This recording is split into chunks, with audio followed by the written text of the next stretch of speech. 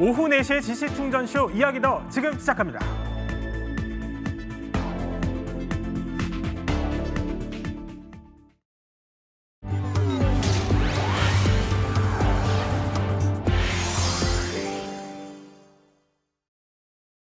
드디어 내일입니다. 앞으로 5년 대한민국의 미래를 책임질 대통령 선거가 하루 앞으로 다가왔습니다. 마지막 판세와 변수 바로 짚어보겠습니다. 자, 조금 전입니다. 이재명 민주당 후보가 정치적 고향인 성남, 그것도 처음 현실 정치 참여를 결심했었던 성남 주민교회에서 회견을 갖는 모습 지금 보여드리고 있습니다. 저 자리에서요, 이 후보는 행동하지 않는 양심은 악의 편이라는 DJ의 명언을 인용하면서 막판 투표를 독려했습니다. 자, 후보들은 내일이면 성적표를 받아들게 되는데요. 이 후보 오늘 복잡한 심경을 밝히기도 했습니다. 죄 없는 자녀들, 자식들, 아내, 특히 아내. 정말 저 믿고 아무것도 없이 저 때문에 이렇게 이끌려 들어왔는데 거기를 그렇게 모욕하고 고통 주고, 원래 동네 건달, 거기도 원래 가족은 건들지 않는다. 제 아들들이 취직을 못하고 있어요. 꽤 어쨌든 공부도 하고 그랬는데 취직하면 언론들이 쫓아다녀가지고 가짜 보도를 해가지고.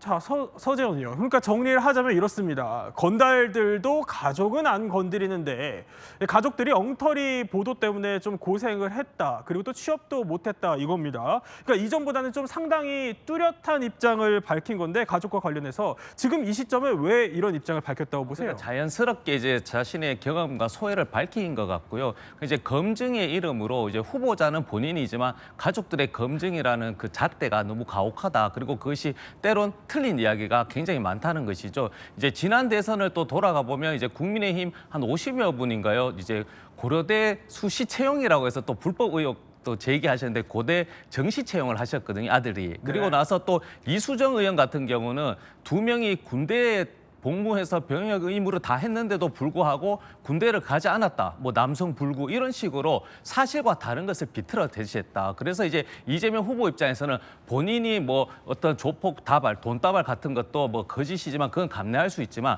가족들까지 이렇게 너무 이제 현실과 다르고 사실과 다른 이야기로 공격하는 것은 뭐 이거는 이재명 후보뿐만 아니고 뭐 상대 후보 입장에서도 다 어느 정도는 공감하는 이야기입니다. 네. 자, 이재명 후보는요, 저녁 8시에 윤 전 대통령 탄핵 촉구 집회가 열렸었던 여의도에서 피날레 유세를 합니다. 그렇다면 김문수 후보는 어떤 일정을 소화하고 있을까요? 오늘 아침입니다. 자, 드라마 폭삭 속았수다. 그러니까 박보검 씨 트레이닝복을 입고요. 저렇게 한라봉 모자를 쓰고 제주에서 유세를 했습니다. 오늘 제주에서 또 부산, 서울까지 북진을 해서요, 광화문에서 마무리를 하겠다는데요. 대역전극을 이뤄내겠다는 각오로 당 원로들도 그야말로 총력전에 가세했습니다.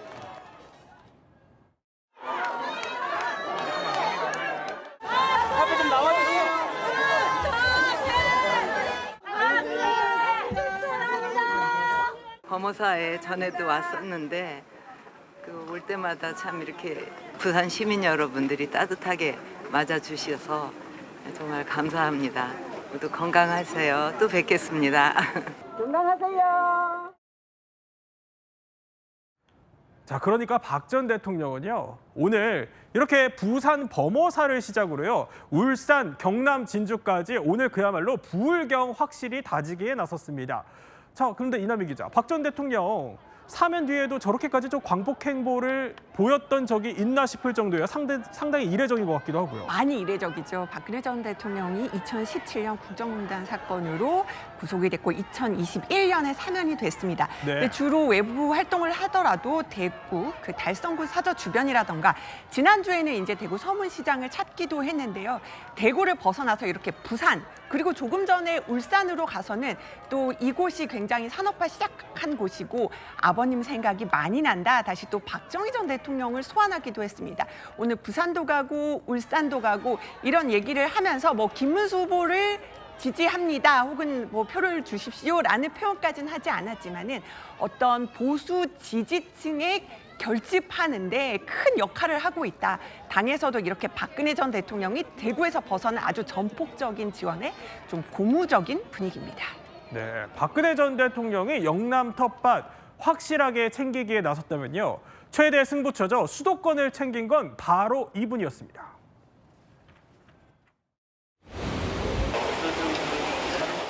안녕하세요. 그래. 열심히 투표해요. 투표해야죠, 네. 내가 대통령 할 때 그때 경기도 지사를 했어. 아직 국민들이 좀 많이 투표에 참여를 해줬으면 좋을 것 같습니다. 지금은 나라가 좀 어려울 때죠. 정직하게 잘 살 지도자들이 나와서 또 우리 국민들이 단합해가지고 이 극복을 했으면 좋을 것 같습니다. 최진영 변호사, 그러니까 최대 치적인 서울 청계천에서 이명박 전 대통령이 정직하게 좀 잘할 지도자를 뽑아달라 이렇게 메시지를 던진 겁니다. 지지자들과 부의하고 사진을 찍는 모습도 포착이 됐다는데, 그런데 오늘요, 채널A 인터뷰에서 이준석 후보가 이런 얘기를 했어요. 이런 원로들한테 영향을 받아서 찍을 표라면은 이미 국민의힘 고정표여서 이거 좀 크게 유의미하진 않을 거다 이렇게 평가하는데 동의하십니까? 이준석 후보님의 개인 의견에 불과하죠.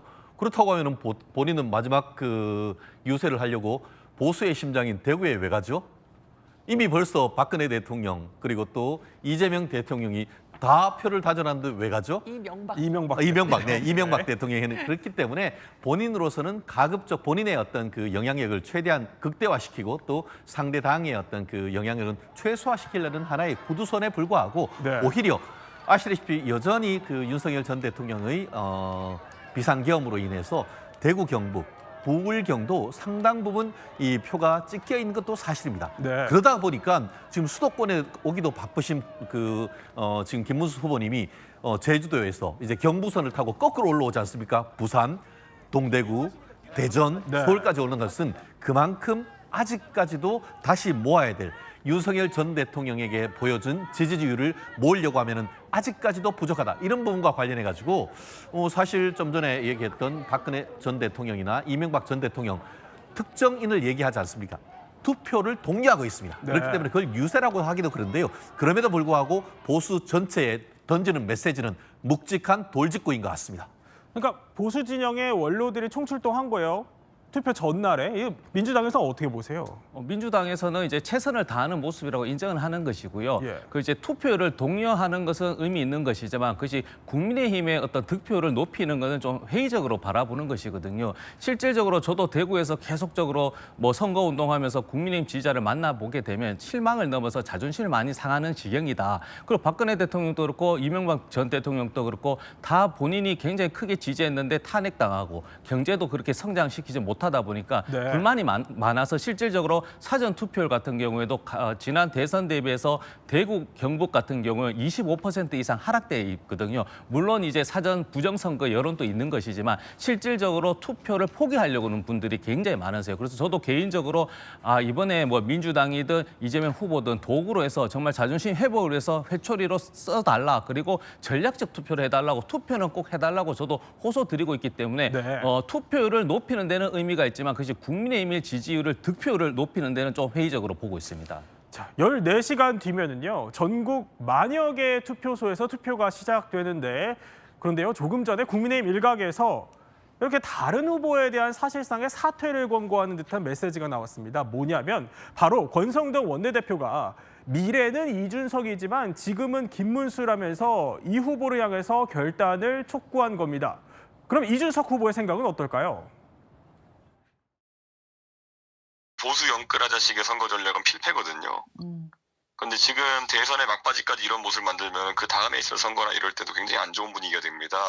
보수가 젊어지는 효과를 선거에서 그래도 내야 되는데 김문수 후보가 사실 지금 이재명 후보를 이기는 결과치가 나오기가 어려운 상황이거든요. 그 상황에서 미래에 투자할 시드머니까지 날리는 상황이 된다. 자, 그러니까 이 시드머니가 저희 채널A 정치 시그널에 나와서 한 얘기인데, 그러니까 본인이 새 정치의 시드머니가 되겠다. 그래서 나한테 표를 달라 이겁니다. 근데 김문수 후보 방금 전에 단일화를 못해서 송구하다면서 끝까지 노력하겠다 이러던데, 그런데 이 후보는 본인이 이재명 후보를 지적해서 피투성이가 됐을 때 혼자 고고한 척한 사람 누구냐면서 김문수 후보를 사실상 저격했습니다. 서재원 의원. 그러면 오늘 밤 단일화 막판 성사 이거 한 몇 프로쯤 예상하세요? 그 제로인 것이죠. 사실 저렇게 이제 신뢰하지 못하는 상황에서 후보 단일화는 있을 수 없는 것이고요. 그리고 이준석 후보 같은 경우는 미래 시드 머니가 될 수도 있을 것인데 3차 토론 때 본인의 어떤 배설 같은 수준의 발언을 하면서 여성 혐오 단어요. 네. 그렇기 때문에 상대적으로가 아니고 본인 스스로가 그것을 미래에 대한 시드 머니를 버린 것이거든요. 그리고 실질적으로 이준석 후보를 지지하셨던 분들도 이게 너무 심하다 보니까 물론 실력이라든지 미래에 대한 이게 청사진은 있지만 이게 인성 부분이 이게 좀 제대로 되지 않으면 뭐 대통령 후보뿐만 아니라 정치인으로서 자격에 대한 의문을 가지는 분이 많기 때문에 저는 단일화에 대한 어떤 정치 공학을 넘어서 각자 후보들이 이제 남은 일이 한 하루잖아요. 하루 남았기 때문에 그리고 선거 당일에는 뭐 전화를 할 수 없지만 문자를 할 수 있기 때문에 그런 차원에서라도 좀 정책적인 그런 비전이 네. 마지막으로는 그렇게 국민들께 호소하는 게 좋은 전략인 것 같습니다. 단일화는 이제 그만 이야기하셔야 됩니다. 이제. 그만 이야기를 하라고 네. 하셨지만 뭐 어쨌거나 보수 진영 단일화는 끝까지 예의주시해야 하는 또 변수이기도 합니다. 그런데 이런 가운데 설난영 여사 비하 논란에 휩싸인 유시민 작가 발언 이거요. 그러니까 여진이 계속되고 있습니다. 그런데 이남희 기자 이걸 두고 설난영 씨가 좀 뼈 있는 말을 던졌어요. 자, 한 유튜브 채널에서요. 설난영 씨가 지난달 30일에 유세 현장에 있는데 찾아갔어요. 자, 지지자분들한테 한 말씀 해달라. 네. 이렇게 마이크를 내밀었는데 이렇게 반응을 보인 겁니다. 아, 제가 발이 땅에 닿지 않아서 이렇게 훅 들어오면 어지럽습니다. 저게 무슨 라고 말이에요? 대답을 했는데요. 잘 기억을 해보시면은 유시민 작가가 지난달 28일에 그 유튜브 채널에서 출연해서 이렇게 얘기를 했잖아요. 자, 지금 설난영 여사가 발이 공중에 떠 있다. 라면서 좀 입에 담지 못할 말을 했죠. 거기에 대해서 그 유시민 작가의 말을 살짝 비틀면서 그 유튜버에게 그걸 패러디해가지고 답변을 한 겁니다. 자, 민주당 입장에서 뭐 당원은 아니지만 어쨌든 곤혹스러운 분위기가 좀 감지되고 있고요. 유시민 작가가 해명을 내기는 했는데 이렇게 보면은 내재적 접근법을 하다가 좀 거친 표현이 나온 거다. 그러니까 여사 입장에서 생각을 하다가 표현이 저렇게 나왔다. 이런 취지로 설명을 한 겁니다. 그리고 이재명 후보도 사과했으니 국민이 용서하지 않겠냐 이렇게 말을 하기도 했고요. 그럼 이 정도라면은 수습이 될 걸로 보십니까? 사과한다고 했더니 진짜 사과한 줄 아느냐? 딱 그거 아니겠습니까? 사과를 하려면 내가 무엇을 잘못했는지 얘기를 하고 그에 대해서 직접적으로 피해자인 설난영 여사님한테 사과를 해야죠. 그런데 유시민의 어떤 그 사과라고 하는 얘기에는 그 어떤 내용도 피해자라고 할 수 있는 설난영 여사에 대한 사과 언급이 없었습니다. 그저 말이 조금 거칠게 했는 부분에 대해서 네. 대국민 사과 비스무리한 걸 얘기했습니다. 결국 이런 부분에 있어서 대인배 설난영의 KO승, 소인배 유시민의 KO 패, 저는 이렇게 얘기하는데요. 네. 결국 유시민은 정말 그 스튜디오에서 어떻게 보면 막 사람을 약간 비하하는 듯 그렇게 웃으면서 설난영 여사에 대해서 어떻게 보면 여성으로서의 비하, 그리고 학력에 대한 비하, 노동에 대한 비하, 오히려 자기는 엘리트로서의 우월의식 이런 부분을 다 드러내는데 그런 부분, 그 본질에 대해서는 단 한마디로 사과를 하지 않고 네. 그렇게 얘기하는 거에 대해서 이재명 후보가 모르겠습니까? 이 정도면 사과했으니까 받아들여 주겠지? 오히려 제가 봤을 때는 4,440명 중에 절반이 넘는 6표의 상당수의 마음을 이 부분으로서 찢어놓았고 나아가 그 어떻게 보면 노동계에서도 지금 어떻습니까? 양대 노총에서도 사과라고 얘기하고 있지 않습니까? 근데 그게 제대로 된 사과입니까? 그렇다는 점에서 막판 가장 큰 변수가 오히려 김문수 대통령이 된다면 거기에 1등 어떻게 보면은 공신은 설난영, 특등 공신은 저는 유심히 될 것이라고 생각합니다. 사과 비스무리한 거다라는 뭐 사견을 주셨지만 민주당 입장은 어떻습니까? 민주당 입장에는 사실 유시민 그 작가라고 해야 되죠. 그 당원도 아닌 상태고 또 뭐 선대위의 직책도 없기 때문에 뭐 제명이라든지 책임을 추궁할 수는 없지만 그걸 다 떠나서 그에 대해서 그 제정신이 아니다 표현은 잘못된 것이죠. 그에 대해서 문제 제기를 하고 그리고 모든 당원부터 해서 뭐 선대위까지 말조심, 언행조심 한번 특별히 더 강조하셨거든요. 그래서 유시민 그 작가 입장에서는 네. 여러 가지 저도 이제 방송을 통해서 보니까 두 분이 관계가 뭐 1, 2년 사이가 아니라 뭐 노동운동 청년 시대부터 있었다 보니까 잘 아는 관계에서 그 설란영 여사가 노조위원장인데 여성, 본인이 우아한데 여성 노조는 조금 이제 네. 외모가 좀 과격해야 되고 성격도 과격해야 되는데 저는 우아하다 이런 부분에서 문제 제기하고 한목정성은 상대 배우자를 김혜경 여사를 공격하는 모습에서 그게 과연 표가 도움이 될까 그런 차원에서 이제 여러 가지 이제 설랑영 의원 그 배우자 입장에서 봤을 때는 네. 조금 이제 그런 문제 제기를 한 것인데 결론적으로는 그 문제 제기를 하더라도 그 단어 선택 그리고 받아들이는 사람 입장 특히 국민들이 봤을 때는 잘못했으면 그 부분은 잘못했다 인정하는 게 맞다고 봅니다. 사실 대선 전날이면 여사들의 행보도 관심이에요, 허주연 변호사. 지금 여사들의 행보는 어떻습니까? 네, 오늘 김혜경 여사는 계속해서 이어오던 비공개로 조용한 행보를 이어가면서 이 종교계 인사들을 만나는 모습이었습니다. 3대 종교 인사들 두루 챙기는 모습 보여줬는데요. 네. 조계종 총무원장 진우 스님도 예방을 했다고 하고 염수정 그렇군요. 추기경도 배웠다고 합니다. 여기서 국민 화합과 통합의 메시지가 중요하다. 콘클라베처럼 선거도 공정하고 투명하게 진행돼야 된다 이런 말씀들 들었다고 하고요. 그리고 김혜경 여사는 이 대학생 때 CCC 활동, 그러니까 한국 대학생 선교회 활동을 한 것으로 알려져 있거든요. 초등학교 3학년 때부터 교회를 다닌 개신교 신자라고 하는데 한국 대학생 선교회 회관을 찾기도 한다고 합니다. 반면에 설란영 여사는 민생을 청취하는 모습이었습니다. 6개 시장을 돌면서 네. 마지막까지 민심의 지지를 호소하는 모습이었는데요. 오전에 구로구 근린시장을 시작으로 은평구 대림 골목시장에서 국수를 먹기도 했고요. 또 이 충주 가경터미널 시장에서 지지자들과 함께 사진을 찍으면서 끝까지 지지를 호소하는 모습이었고 오늘 김문수 후보가 서울로 올라와서 시청 광장에서 마지막 유세를 할 때 동행할 계획이다 이런 얘기도 나오고 있습니다. 그래요? 그럼 두 후보 배우자 모두 동행을 하게 되는 겁니까? 김혜경 씨의 경우는 오늘 유세의 마지막에 올라간다라고 듣지를 못했거든요. 네. 아마도 합류하진 않을 것 같고요. 오늘 김문수 후보의 파이널 유세 같은 경우는 대선 때 경쟁했던 한동훈 전 대표라든지 모두 그 사람들이 함께 나와서 하나가 된다 이런 메시지를 강조하기 위해서 또 경쟁자는 물론 또 설량영 씨도 함께 유세 무대에 오를 것으로 보입니다. 네, 또 다음 키워드 살펴보겠습니다. 늘 우리 곁에 있었기에 지금의 빈자리가 아쉬운 방송인입니다. 바로 박미선 씨 이야기입니다. 잠시 활동을 중단하겠다 이렇게 선언을 한 박미선 씨가요. 최근에 찡하다 이런 말을 남기면서 근황을 전했습니다. 허주연 변호사, 박미선 씨가 갑자기 뭐가 찡하다는 건가요? 개그계의 절친으로 알려져 있죠. 조혜련 씨가 최근에 신곡을 발표를 했는데 네. 노래 가사가 찡하다라고 SNS에 저렇게 글을 올리면서 조혜련 씨 신곡 활동을 응원하는 모습입니다.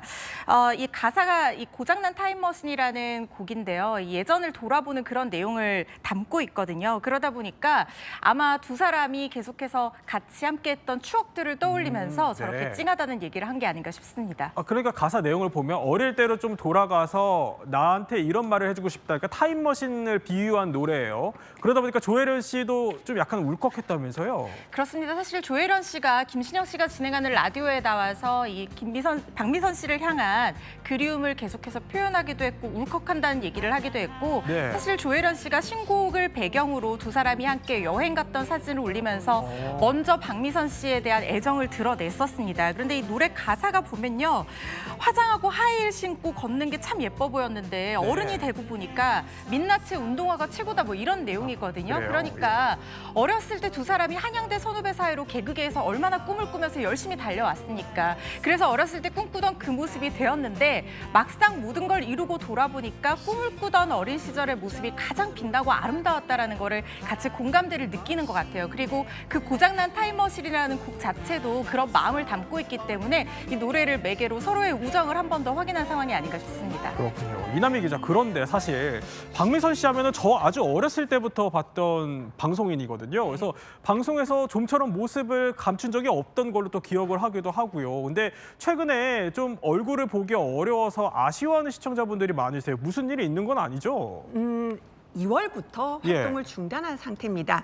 그 박미선 씨 소속사에서는요, 박미선 씨가 건강상의 이유로 휴식기를 갖고 이제 있다. 다만 아주 심각한 투병 상태는 아니다라고 얘기했는데요. 네. 어느 정도 휴식을 취한 뒤 건강하게 복귀할 거다 이렇게 밝혔는데요. 박미선 씨 소식을 저는 다른 유튜브 채널을 통해서 알게 됐어요. 그래요? 그 순풍산부인과에 정말 어머니로 출연하셨던 최근 유튜브를 시작하셨던 선우용녀 씨가 네. 아침 루틴 일상을 공개하면서 자, 내가 요즘 향초를 선물 받았어요 하는데 바로 내 딸 같은 박미선 씨한테 선물을 받았다 이렇게 얘기를 했는데요. 예. 보면은 지금 선우용녀 씨 친딸 있잖아요. 그 가수 최연재 씨 90년대 히트곡을 남겼던데 최연재 씨가 미국에 있고 그러다 보니까는 박미선 씨가 거의 친딸처럼 지낸다 이런 얘기를 공공연히 했었거든요. 네. 그리고 박미선 씨가 이렇게 활동을 쉬는 와중에도 정말 그 진짜 어머니처럼 선우용녀 씨를 잘 챙기고 있다 이러면서 또 굉장히 미담처럼 그런 반응이 나오기도 했습니다. 그러니까 선우용녀 씨 채널을 통해서 이제 근황을 또 알게 될 정도로 두 분이 굉장히 각별한 사이라는 거죠. 두 사람 사실 친모녀 같은 사이입니다. 두 사람이 98년 순풍산부인과에 모녀로 공연하고 나서 진짜 엄마와 딸처럼 그렇게 지내고 있다고 하는데요. 네. 선우용녀 씨도 60년 연예계 인생 중에 가장 예쁘게 생각하는 후배고 진짜 친딸 같다. 내가 남편 먼저 떠나보냈을 때도 무려 3일 내내 곁에서 딸처럼 지켜줬고 마치 나처럼 살아온 후배가 박미선 씨다 이런 얘기를 했었거든요. 그리고 네. 박미선 씨도 엄마라고 부릅니다. 그러면서 손을 보고 충격을 받았다는 거예요. 왜냐하면 여배우 손이라면 참 곱고 보드라워야 될 것 같은데 너무 네. 고생하고 힘들었던 손이어서 이제는 정말 엄마가 편하게 사셨으면 좋겠다. 진짜 내 엄마 같아서 애틋하고 사랑스럽다 이런 얘기를 했거든요. 두 사람이 가족처럼 그렇게 지내는 사이이기 때문에 아마 지금 선우용녀 씨도 박미선 씨의 어떤 건강 이상 얘기에 많이 걱정을 하고 또 응원을 하고 있는 상황인 것 같습니다. 그렇겠네요. 아무래도 더 신경이 쓰이실 것 같은데 그런데 이런 얘기가 있어요. 최진영 변호사. 유독 박미선 씨가 딸같이 느껴지는 이유가 선우용녀 씨 입장에서 이게 이봉원 씨 때문이라고요? 우리 남편을 남의 편, 큰아들 같은 남편 이렇게 얘기하지 않습니까? 네. 큰아들이 밖에 나가서 사고 치면 엄마가 뒤에 가서 다 어떻게 보면은 뒷정리하는 예. 그런 게 두 분에서 공통분모였다 하는 그런 취지인 것 같습니다. 특히 선우영녀 씨 말씀 들으면은 시부모님 부양했는 것 그리고 남편 빚 갚은 것 이게 나랑 똑같다라고 하니까 결국 자기의 네. 모습을 보는 것 같고 아까 허 변호사님 말씀하신 것처럼 1998년에 있었던 빅히트 드라마 순풍산부인과 그게 벌써 거의 30년 되는 건 아니겠습니까? 네. 엄마 했기 때문에 진짜 엄마 같은 그런 부분이 있는데 지금 그런 얘기가 있다고 하더라고요. 선우영녀 씨가 남편이 경찰에 있다고 해서 우르르 쫓아가 봤더니만 이게 빚을 지고 있는 거예요. 그래서 거기에 어떻게 보면 그 채권자가 내민 이 서류에 도장 찍어라 하니까 남편 빼오려고 하면 어쩔 수 있습니까? 거기에 자기가 도장 찍었는데 그로 인해 가지고 보증을 선 셈이 돼 가지고 지금 벌써 지금 말씀에 따르면은 이게 1960년대에 한 2천만 원 정도인데 네. 지금 그 어떻게 보면 가치로 하면 거의 200억 정도 된다고 하니까 그거 다 갚느라고 정말 젖은 손이 연예인 손 같지 않게 거칠었다라는 네. 그런 평가가 있는 것 같습니다. 과거에 또 그런 이야기가 있었다, 스토리가 있었다고 짚어주신 건데 자 그런데 박미선 씨 지금 현재 휴식을 취하고 있는데 그러면은 연예계 엄마인 선우용녀 선생님보다는 남편 이봉원 씨를 더 많이 보지 않을까 싶기도 합니다. 그런데 정작 이봉원 씨가 이렇게 얘기를 했다고 해요. 그러니까 지금 LED에 뜬 것처럼 잘 있을 거예요. 아마 왜 이렇게 얘기를 한 거죠? 이봉원 씨가요, 7년 전부터 천안에서 짬뽕집을 운영하고 있거든요. 그때부터는 두 사람이 각집살이를 했다고 합니다. 아무래도 네. 박미선 씨는 서울에서 방송 활동도 해야 되고 하니까 이렇게 떨어져서 지내고 있는 상황이 아닌가 싶은데 이봉원 씨가 사실 육전칠기예요. 여러 가지 사업 활동을 하면서 정말 많이 힘들고 빚도 진짜 많이 졌다고 하거든요. 그래서 아마 아까 선우용녀 씨도 박미선 씨가 진짜 나처럼 살았다라는 얘기가 이렇게 남편 빚을 같이 갚아주고 그 풍파를 같이 겪어오면서 고생한 걸 알기 때문에 그런 거 아닌가 네. 싶은데 그래서 이봉원 씨가 오히려 김구라 씨가 미선이 누나 어디 갔는데 아세요? 그러면 그랬어? 이렇게 대답을 한다는 네. 거예요. 그래서 각집살이를 하니까 기사로 서로 안부를 알게 될 때도 있다 이런 얘기를 해서 아마 잘 있을 거예요 이렇게 대답한 게 아닌가 싶어요. 그럼 이봉원 씨는 이 각집살이를 어떻게 보고 있을까요? 두 사람의 관계에 대해서 이렇게 설명을 했습니다. 직접 들어보시죠. 문자 같은 거는 자주 하냐? 아니 뭐 자주 해. 그냥 일 있으면 하는 거지. 아니 무소식 이 소식 몰라? 그러면 이모티콘은? 이모티콘 같은 거 보내는 거 아니야. 이모티콘이 받고 싶대. 나는 미선이 편이잖아. 어쨌거나 미선이 입장에서 보면 조금만 잘하면 미선이는 더 잘할 텐데. 근데 그 안 해봤던 사람들이 그게 쉽지 않아. 사실 조금은 무심하게 들릴 수는 있어도 그래도 뭐 그만큼 서로를 믿는다는 방증 아니겠어요?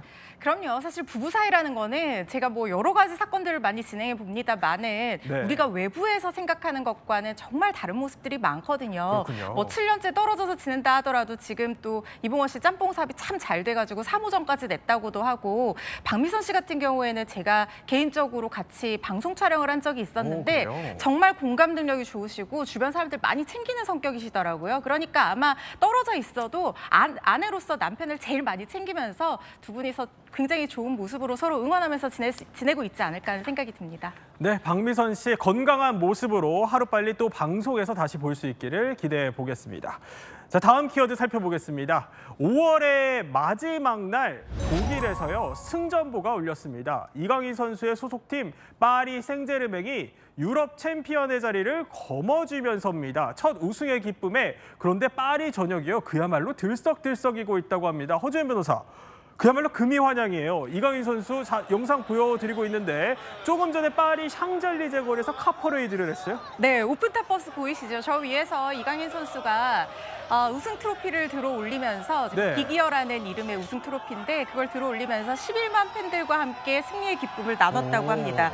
파리 생제르맹이요 1970년에 창단한 이후에 첫 유럽 정상에 오른 기념비적인 그런 상황인데다가 네. 특히 지금 압도적인 스코어로 그러니까 이태리의 인터밀란이라는 강팀을 만나서 5대0이라는 그야말로 대승을 거두었거든요. 네. 거기다가 지금 프랑스 리그랑 쿠프 드 프랑스, 트로페 데 샹피온 같은 여러 가지 유명한 대회들 4관왕에 오른 상태이기 때문에 그야말로 쿼드러플이라고 해서 모든 축구 대회를 제패했다고 볼 수 있어요. 그리고 또 우리의 자랑스러운 이강인 선수 아쉽게도 결승전에 출전하지는 못했지만 모든 사진에서 중심에 서 있고 시즌 동안 굉장히 많은 역할을 했다는 걸 동료들도 다 인정을 하는 분위기예요. 저렇게 중심에 서서 사진 찍고 하는 것들 네. 동료들 다 옆에서 자연스럽게 받아들이는 모습이고요. 너무 좋아하는 모습입니다. 정말 대단하네요. 근데 사실 우리로서도 기록으로 치면 허주연 변호사 박지성 선수 이후에 17년 만에 그 한국 선수가 챔피언스리그 우승을 거머쥔 겁니다. 그런데 이게 이강인 선수가 슛돌이, 그러니까 아주 어릴 시절부터 품어왔던 꿈이라고 해요. 예능 프로그램에서 사실 이강인 선수가 어린 모습으로 나오면서 우리 국민들에게 첫 눈도장을 찍었었거든요. 네. 그때 진짜 너무 대단한 게 10살 때 축구 선수로서의 목표가 뭐냐 이렇게 질문을 했더니 국가대표가 되는 것, 훌륭한 축구 선수가 되는 것, 그리고 많은 이 유럽 축구연합 이 리그 중에서도 챔피언스 리그를 찍었어요. 챔피언스 그래요? 리그에서 우승하는 게 꿈이다라고 했는데 네. 정말 말한 대로 꿈이 이루어진 겁니다. 챔피언스 리그 우승까지 본인이 10살 때 꾸었던 모든 꿈을 이제 다 이루었으니까 그 다음 행보는 무엇일지 말하는 대로 이루어진다고 하는데 이강인 선수가 어떤 꿈을 또 말할지 기대가 됩니다. 자, 프랑스를 우승의 기쁨으로 물들인 이강인 선수와 또 파리 생제르맹. 그런데요, 이들보다 한 발 앞서 유럽을 들썩이게 만든 팀이 있죠. 바로 손흥민 선수와 토트넘이죠.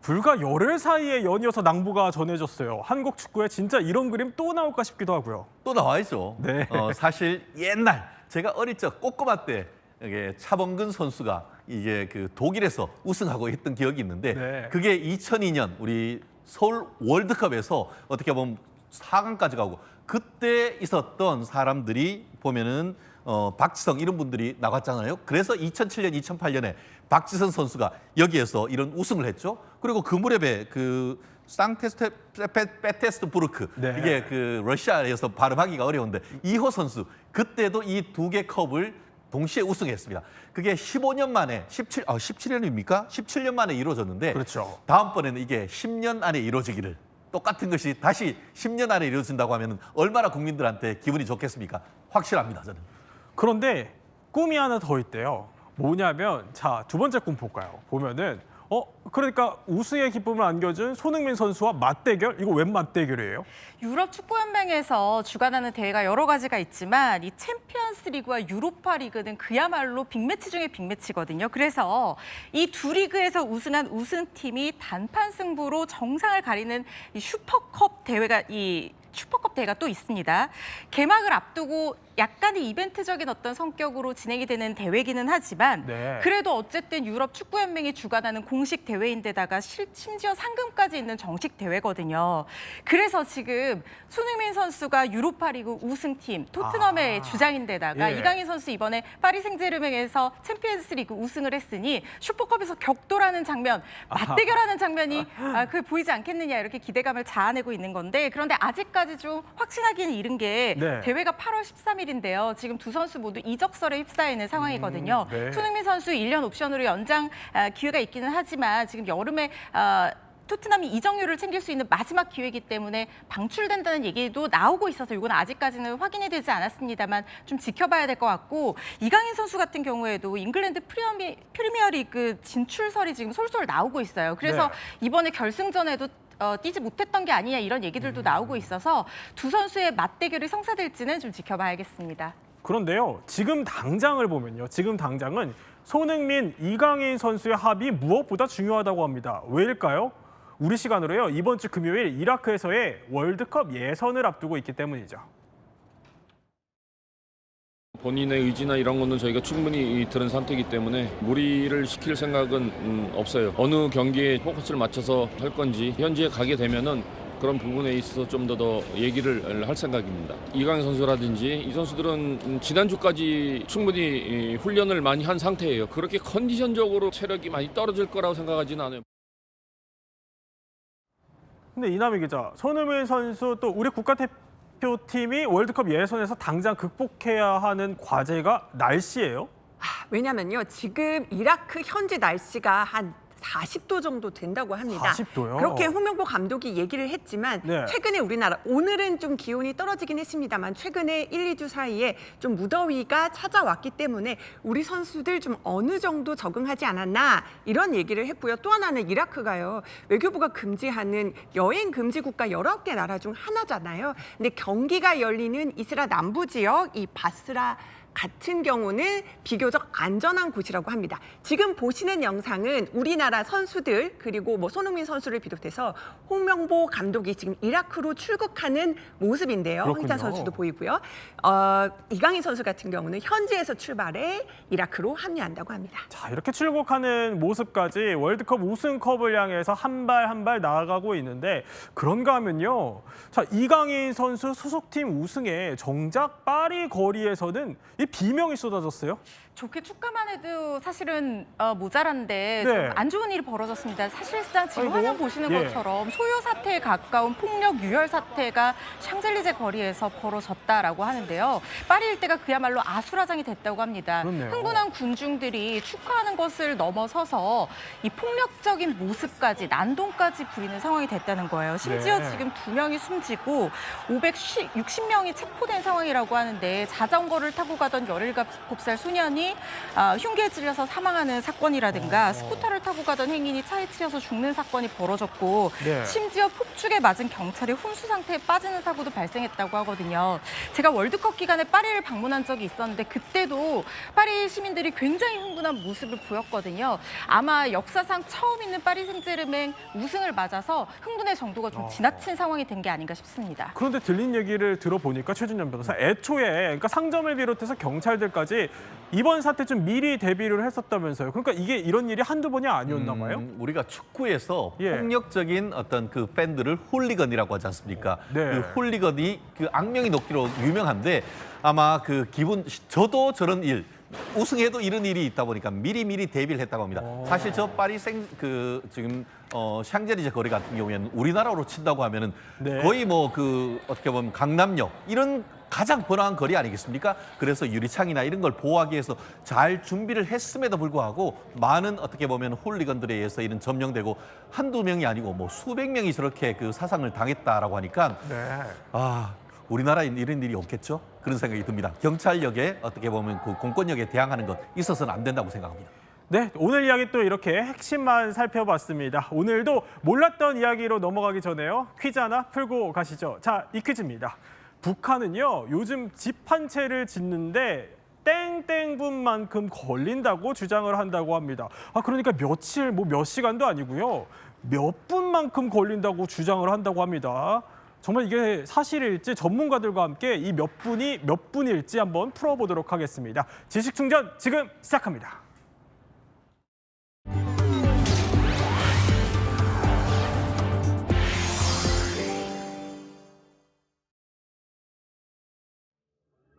특색 있는 과학자고리를 불과 1년이라는 짧은 기간에 보란듯이 일도 세운 데 대해서 지적했습니다.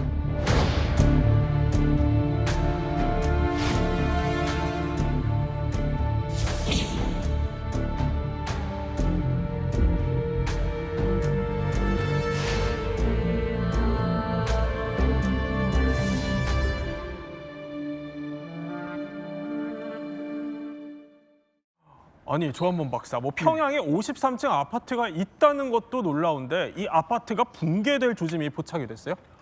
그러니까 김정은 정권이 집권하면서부터 네. 창정거리, 려명거리, 미래과학자를 많이 만들었거든요. 2015년에 미래과학자거리, 여기 이제 김책공대 교수라든지 네. 저기거든요. 미래과학자거리의 랜드마크예요. 55층. 네.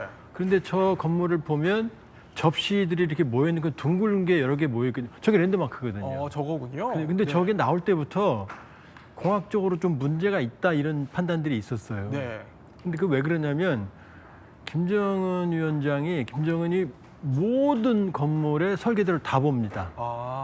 이 백두산 설계연구소 나중에 나올 것 같은데 네. 연구소라고 하는 데를 찾아서라는 기록 영화가 있거든요. 거기 보면 11,360건의 설계도를 봐줬다. 모든 건물 다 본다는 얘기예요. 자기가. 그리고 지금 밤중에 설계사들이 설계해서 올리면 몇 시간 만에 다시 고쳐서 내려보내요. 그래서 이 건물은 이렇게, 저 건물은 어떻게, 어디다 옮기고 어떻게 막 그걸 다 지시하거든요. 네. 그러니까 저 기괴한 건물, 사실은 공학적으로 어려운 저 건물도 김정은의 잔소리가 들어갔을 가능성이 있고 네. 그게 설계, 건축공학적인 측면의 안전성을 해칠 수 있다. 그러니까 동그랗게 붙은 접시가 갈라지고 있는 거예요. 지금 그 사이 부분이. 그 아까 타일 미장제가 좀 떨어진 사진 다시 한번 볼까요? 네, 그러니까 저렇게 사진이 잠시 뒤에 나올 텐데, 자 보면은 신범철 박사, 그러니까 지금 저렇게 부식이 된 곳들이 곳곳에서 벌써부터 보인다는 거예요. 근데 저게 지어진 지 사실 10년도 안 된 거라면서요. 어쩌다가 저렇게 된 거예요? 부실 설계, 부실 시공이죠. 분명히 문제가 있는 거고요. 저 네. 과정에서 사실은 사각형 성냥갑 같은 빌딩이 아니고 저것처럼 이렇게 아름다운 조형을 갖다가 하기 위해서는요. 그 공학적으로 여러 가지 계산을 함께 해줘야 돼요. 네. 그런데 그것을 갖다가 겉모양 중심으로 설계를 했다가는 큰 피해가 따르는데 일단 설계상에서도 만약에 김정은의 입김이 작용했다면 문제가 있는 것이고 시공과 관련해서도요. 사실은 북한이 시공기술 너무 급하게 짓기도 하지만 관련 원자재나 이런 것도요. 저렇게 높은 빌딩 그리고 기하학적인 그러한 건물을 짓기 위해서는요. 고강도 철근 콘크리트 이런 것들이 필요한데 북한에 그런 것들이 부족하거든요. 지금 보면 몇 가닥만 저렇게 삐져나와 있네요. 그렇죠. 저렇게 일단 보여주는 것 자체가 문제가 심각한 건데 아무튼 그렇게 철근도 제대로 사용하지 못했을 가능성이 높고 콘크리트도 고층에 필요한 고강도 콘크리트가 아닐 수도 있고 그런 여러 가지 문제가 복합적으로 연결되면서 저렇게 금이 가고 타일이 일그러지고 하는 그런 현상이 나타났다고 봅니다. 네, 그런데 북한이요. 자재 부족 현상을 말씀해 주셨지만 이번 일뿐만이 아니라 40년이 다 되도록 못 지은 호텔이 있다고요? 이게 류경 호텔이요? 류경 호텔이죠. 네. 그 평양의 랜드마크 저겁니다. 저기 101층이거든요. 저 다 지은 거 아니에요? 아니 지금도 유리로만 예. 껍데기만 덮어놨어요. 지금 꼭대기는 지금 구름에 가려 있죠. 예. 어마어마하게 높죠. 저기 보통광경 건너편에 있는데요. 저게 유리로 막은 지도 얼마 안 됐어요. 아, 그래요? 그 전에는 그냥 뻥 뚫려 있었거든요. 네. 근데 최근에 유리로만 막았고 안에는 비어 있습니다. 그러니까 일부 층 101층짜리 그렇죠. 101층입니다. 그러니까 일부 밑에 층은 활용이 가능한 수준으로 보여지는데 네. 그러나 상부층은 지금 껍데기만 유리로 덮어놨다. 근데 보면은 저렇게 뭐 조명도 달아놓고 여러 가지 쇼도 하는데요? 저건 이제 전문이죠. 북한 전문이죠. 그러니까 내부는 상관없고 네. 겉으로 보여주고 이제 김정은 정권에 들어서면 이미지 정치라고 그래서 보여주기 그다음에 치적 쌓기 내실은 관계 없어요. 네. 그러니까 이러니까 이제 저렇게 포장을 해야 되는 거죠. 그렇군요. 그럼 저거는 사실상 호텔로 안 쓰고 있고 뭐 LED 전광판으로 쓰고 있는 건가요? 정확히 그렇죠. 지금 세계 최고의 LED 전광판이라고 보면 되겠죠. 101층짜리 LED 전광판으로 쓰고 있다. 그런데 어쨌거나 김정화 저희 이제 북한 전문가 특별하게 모셨는데 또 북한 내부 사정을 누구보다 잘 아시니까 그러니까 이 정도 속도로 사실 좀 지어내려면 북한에서는 어느 정도로 일을 좀 해야 돼요? 일단은 속도라는 측면으로 우리는 볼 때 속도라는 단어를 보지만 네. 북한 주민과 이제 그 과제를 받은 북한의 모든 사람들의 입장에서는 예. 당의 지시, 장군님의 지시 이렇게 받아들여지는 거기 때문에 이건 목숨을 거는 일이 되는 거죠. 무조건 해야 된다. 같은 지시라도 속도라는 단어가 붙이고 여기에 방침이라 단어가 드는 순간 네. 그 지시에 대한 부담감과 그 과제 수행의 결과물에 대한 건 거의 목숨을 거는 일이기 때문에 이런 건설을 할 때 건설이 투입되는 기간이 네. 몇 년 안에 뭐 1년 안에 기간을 정해집니다. 사업 종료 기간을. 그리고 그 기간 안에 바로 1호 행사가 맞물려지는 경향이 상당히 많아요. 네. 그래서 실제 2017년에도 북한 내부의 이제 모 지방 도시에서 김정은이 지시로 네. 자연재해 일어난 그 지역의 아파트 건설을 어느 기간 안에 1호 행사 언제까지 끝내라라는 지시 때문에 투입됐던 군인들이 네. 그 칠천구 군인들이 실제 공사를 하다가 낮과 밤이 시달림없이 계속 일을 하다가 졸리니까 네. 환각 증세를 난 거예요. 그래서 날이 밝자마자 올라갔는데 그게 6월인데도 네. 한경도 날씨는 이제 살얼음이 깔려요.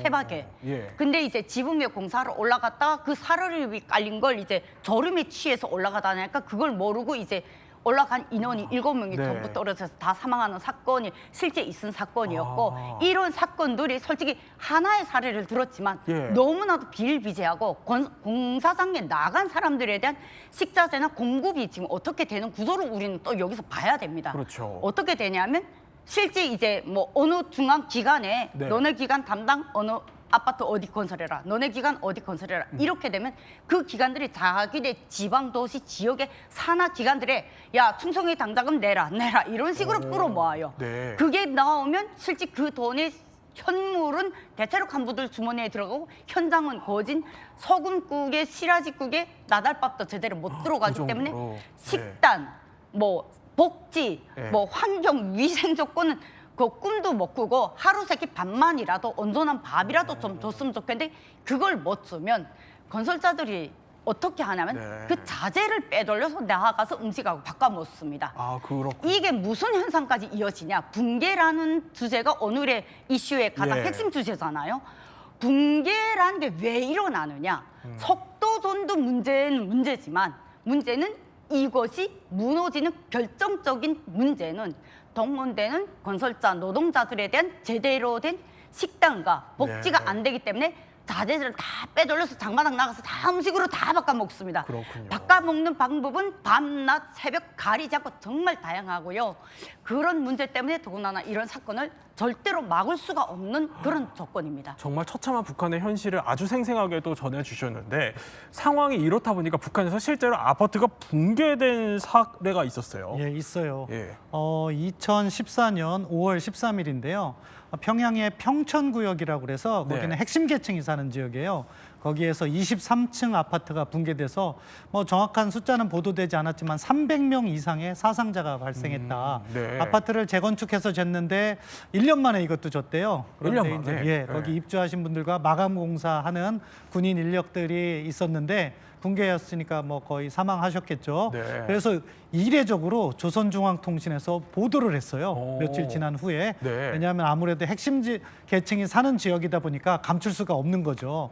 그러면서 보도를 했고 대대적인 숙청이 있었습니다. 그 설계하고 시공한 사람들은 뭐 총살도 당했다 이랬는데 그 정도로? 아무튼 실제로 그러한 일들이 북한에는 존재한다.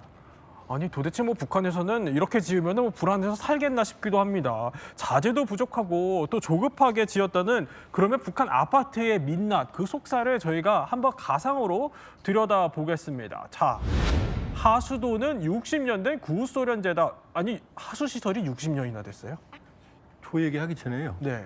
2023년에 북한이 건축이 8.2% 성장하거든요. 그럼 여기에 전기, 수도, 가스가 들어갈 거 아니에요. 네. 이것도 8.2% 성장해야죠. 근데 그건 마이너스 4.7%예요. 네. 그럼 뭐냐면 일단 제대로 안 넣어줬다는 얘기고 지금 말씀하신 것처럼 하수나 상수도, 특히 하수도는 관리를 안 하면 안 되거든요. 이게 저때 가장 선진국이 소련이었으니까 네.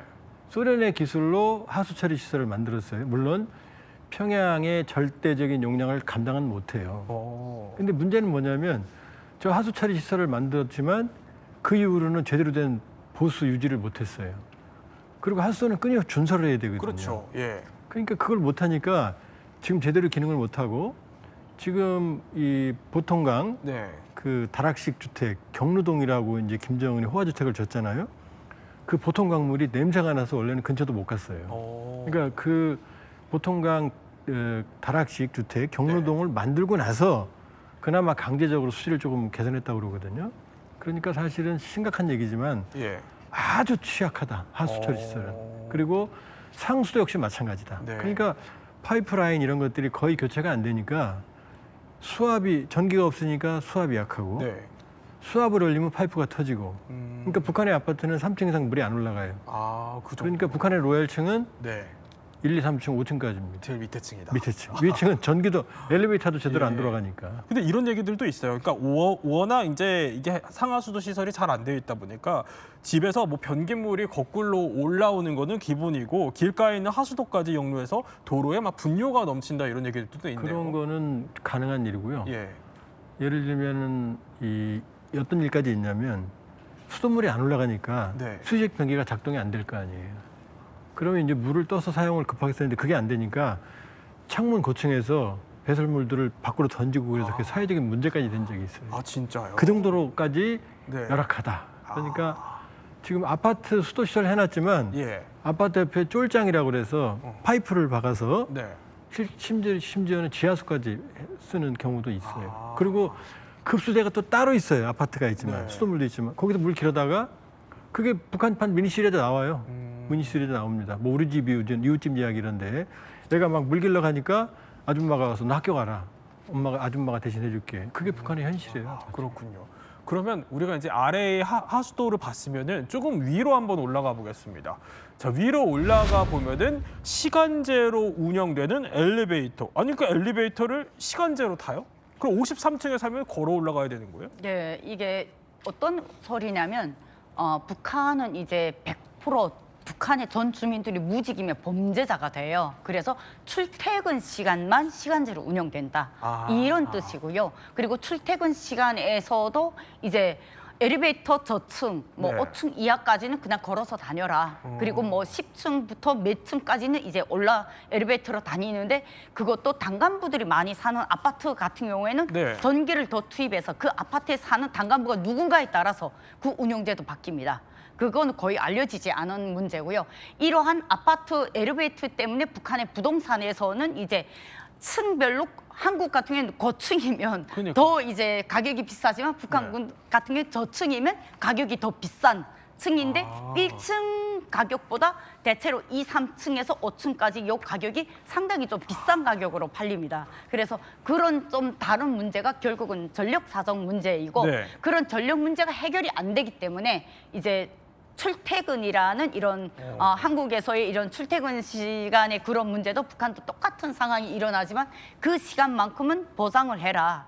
그런데 이것도 고층의 모든 아파트들이 다 시간 제한으로 엘리베이터가 운영되는 게 아니라 네. 아파트에 어떤 간부가 사는가에 따라서 그것도 적용되는 기준이 그것도 또 있습니다. 달라요. 예. 아니 근데 저 그럼 궁금한 게 그러면 아침 7시에서 9시, 오후 5시에서 7시 그러니까 출퇴근 시간대라고 하셨잖아요. 그럼 그때 막 사용하려고 엄청 많이 붐비겠어요, 여기 엘리베이터. 그렇죠. 그리고 이제 출퇴근 시간에는 대체로 이제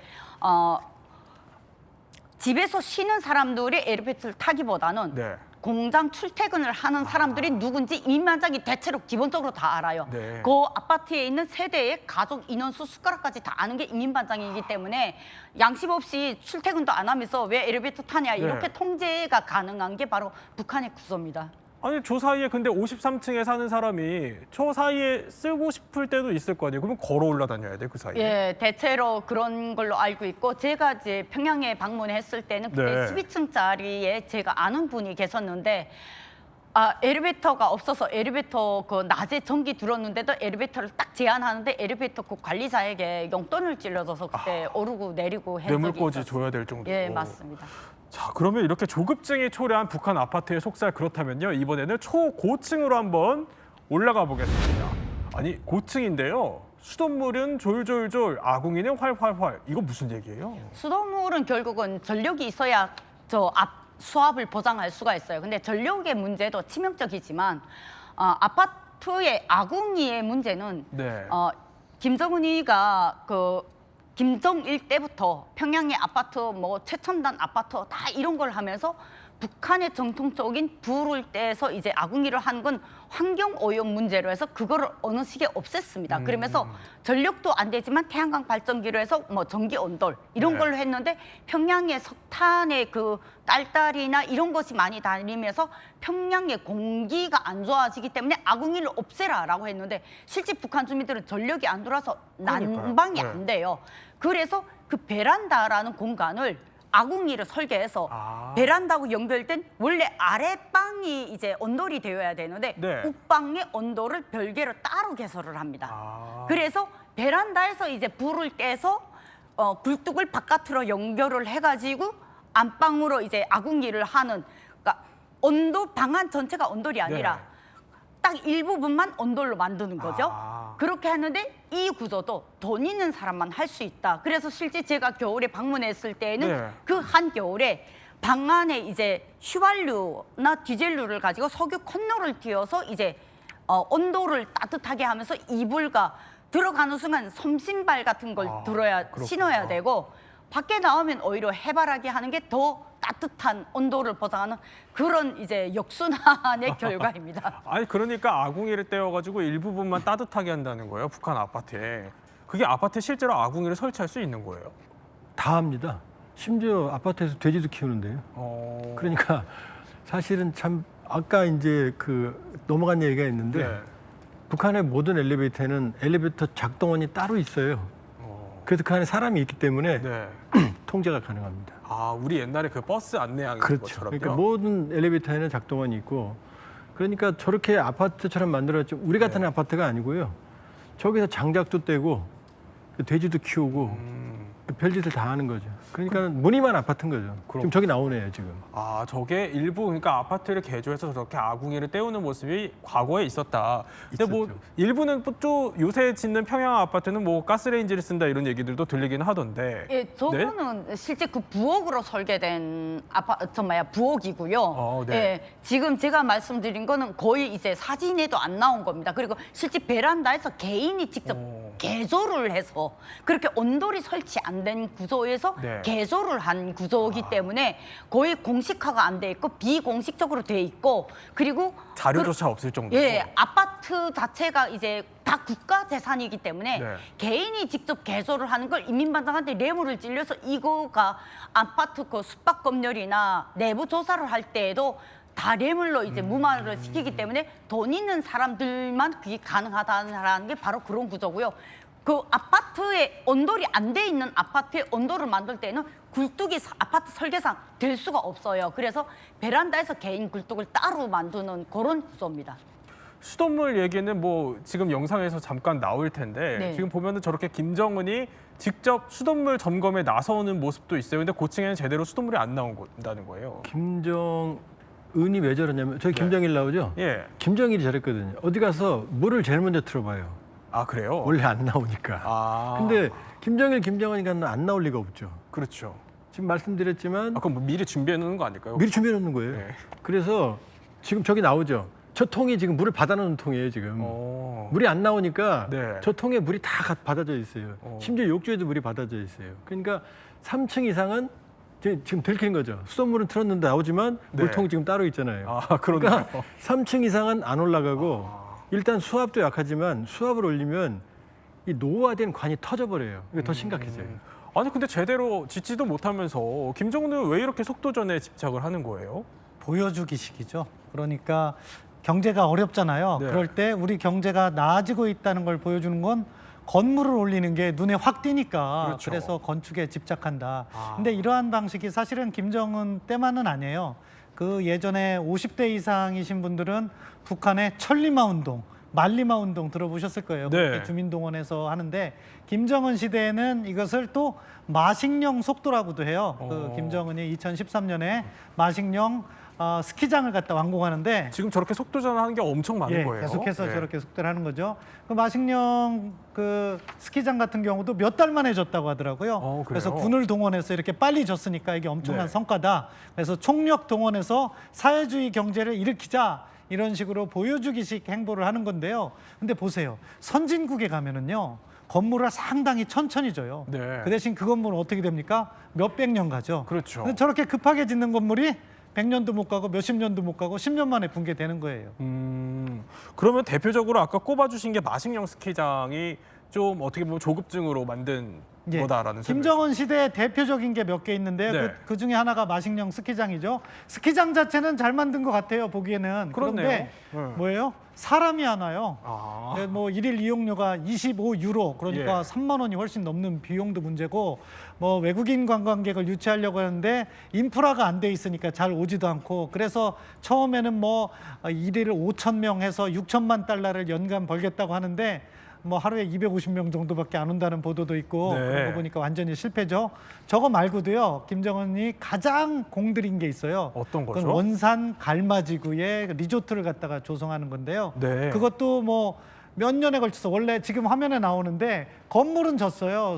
건물은 많이 졌는데 네. 사람이 오지 않고 또 완공이 늦어져요. 그래가지고 지금 막 올해 호텔이 뭐 개장한다. 처음에는 2019년까지 개장을 해서 관광객을 유치하겠다. 이렇게 야심차게 나갔는데 제대로 되지 않고 있는 거죠. 어떻게 보면 손대면 뭐 좀 심하게 과정에서 얘기하면 다 망한다고 해야 될까요? 김정은이? 그럼 이게 좀 지나친 관여 때문이다 이렇게 봐야 되는 거예요? 100%입니다. 예. 왜냐하면 손대면 저기 나오죠. 11,360건인데 저게 이제 백두산 설계연구원을 찾아서라는 기록 영화에도 나오거든요. 네. 저 기록 영화의 백두산 설계연구소 부원장이 북한에 건설되는 모든 건물에 총비서 동지의 노고가 숨어 있다. 이런 저기 나오거든요. 아까 처음에 나왔던 은하라고 하는 붕괴하는 건물 있죠. 네. 그게 저 미래과학자 거리에 있어요. 근데 590건을 받았다고 그랬잖아요. 네. 그 랜드마크인데 그럼 그 은하에 김정은의 손길이 안 들어 있겠어요? 그러니까 그 미래과학자 거리에 있는 은하가 지금 문제가 되는 거죠. 지금 저런 건물도 지금 다 김정은이 만든 거예요. 김정은이 설계한 거예요. 그러니까 설계는 기본적으로 설계사가 했겠지만 뭐 미주알, 고주알 다 지금 모든 걸 다 저기 미래과학자 거리 나오잖아요. 은하가 저기에 있다니까요. 자, 그러면 북한의 속도전 믿거나 말거나 저희 코너를 또 코너 속의 코너로 준비를 해봤어요. 좀 황당한 주장들을 모아봤는데요. 한번 볼까요? 자, 첫 번째는 집 한 채를 14분 만에 지었다. 그러니까 이게 아까 조금 전에 퀴즈 정답 같습니다. 14분 만에 지었어요? 뭐 조립을 한 거예요. 사실 13분 만에. 그러니까 북한 같은 경우에는 조립식 주택도 많이 준비하고 네. 그 조립을 14분 만에 했다고 해서 14분 만에 집 한 채 졌다고 이렇게 과장하고 있는데요. 예. 사실 그 준비는 상당히 오랜 기간 있었겠죠. 근데 이것도 또 문제예요. 14분 만에 한 세대를 조립했다면 네. 제대로 조립했겠습니까? 그렇죠. 역시 또 뭐 비도 새고 수도가 이상할 테고 여러 가지 부실을 떠안고 있을 텐데 그런데 그거보다 더 중요한 것은 북한은 홍보를 하고 싶은 거예요. 이렇게 14분 만에 집 한 채가 지고 있으니까 네. 뭐 사회주의 경제 체제가 앞으로 잘 될 거다. 예. 이걸 홍보하고 싶은 건데 그대로 되지 않는 게 문제죠. 그렇죠. 그러면 두 번째 믿거나 말거나 또 황당한 주장 한번 살펴보겠습니다. 자, 이겁니다. 그 15시간 만에 한 층씩 쌓는다. 15시간 만에 한 층을 올려요? 절대 있을 수 없는 일이고요. 네. 제가 김정은 2019년에 탈북 군인 출신이 이런 공사에 동원된 친구분에게 한번 물어봤습니다. 네. 이게 사실이냐 이랬더니 저게 제일 황당한 얘기고 왜 네. 불가능하냐. 아무리 속도전으로 몰아붙인다 해도 일단 세멘트 자체가 고강도 세멘트가 아니래요. 북한 내부에서 생산하기 때문에. 네. 그래서 고강도 세멘트가 아니기 때문에 일단 세멘트가 제대로 굳질 않아서 절대로 저게 있을 수 없고 저거는 그냥 말로 그만큼 군인들을 내몬다라는 혹사시킨다. 뜻이고요. 네. 아까 앞선에 말씀드렸던 그 살얼음이 진 걸 모르고 떨어져서 예. 7명 사망한 그거 군인들 얘기예요. 그러니까 결국은 군인들에게 제대로 된 월급이나 제대로 된 식단도 주지 않으면서 계속 이제 시간 단축 하지만 현장에서는 세멘트가 이제 낙후화돼 있기 때문에 일을 할 수 없는, 세멘트가 굳어야만 그 바로 다음 층이 넘어가는데 네. 이거는 정말 말이 안 된다. 그런 얘기를 해주더라고요. 자, 어쨌든 북한의 연이은 실패 이번뿐만이 아니라 얼마 전에 구축함도 또 무너졌었잖아요. 이것도 김정은의 조급증이 반영된 결과다라는 분석들이 있는데, 자, 신문철 박사, 그 보시기에는 앞으로 김정은의 이런 조급증이 북한 체제에 어떤 영향을 줄까요? 저는 다 일맥상통한다고 생각해요. 왜냐하면 부실 공사는 부실 정책에 기반한 거고 네. 이 부실 정책이 건설 현장에만 적용되겠습니까? 다른 경제 영역에서도 보여주기식으로 무언가를 서둘러서 한다면은 그거에 따른 부작용이 계속 나타나는 거죠. 따라서 북한 경제의 체질 개선은 요원한 일이 되고 계속해서 이런 악순환이 반복된다, 그렇게 봅니다. 이 상황을 북한 주민들은 어떻게 보고 있을까요? 다 알고 있죠. 그 아파트 지어도 못 살고, 네. 구축함 만들었지만 엎어지고, 그러니까 모든 게 낭비예요. 지방 공장 만들었지만 절반은 가동이 안 된답니다. 그러니까 모든 게 김정은의 만기칠람 관여에 의한 낭비다. 심지어 어떤 얘기까지 나오냐면 통일되면 평양의 건물은 대부분 다시 지어야 된다. 그 정도로. 그러니까 내실이 없는 외환 내빈형 보여주기식 낭비형 정책이다, 이렇게 볼 수 있죠. 네, 세 분과 함께 실패를 부르는 김정은의 조급증에 대해서 몰랐던 이야기 살펴봤습니다. 저희는 60초 후에 뵙겠습니다.